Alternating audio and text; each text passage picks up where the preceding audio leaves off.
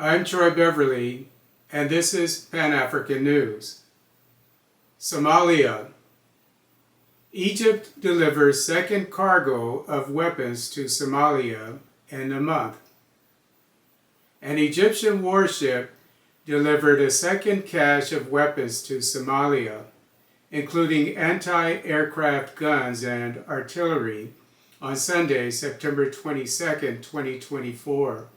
As mentioned by the BBC, Somali Defense Minister Abdulkadir Mohamed posted on X, quote, Somalia has passed the stage where they were dictated to and awaited the affirmation of others on who it will engage with. We know our own interests, and we will choose between our allies and our enemies. Thank you, Egypt, unquote. 2 Egyptian military planes delivered weapons and ammunition in late August after a state visit by Somali President Hassan Sheikh Mohamed to Cairo.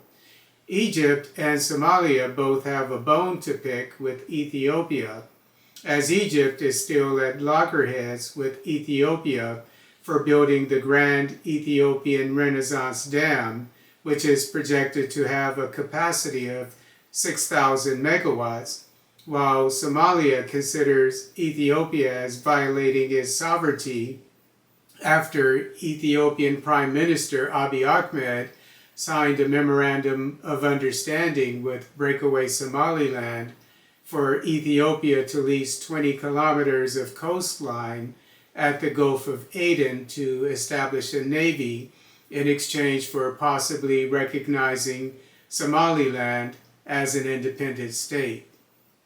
Consequently, Somalia is demanding that the 3,000 Ethiopian troops stationed in Somalia as part of the African Union Transition Mission in Somalia, ATMIS, and the estimated 5,000 to 7,000 troops deployed in other regions of Somalia under a bilateral agreement leave the country.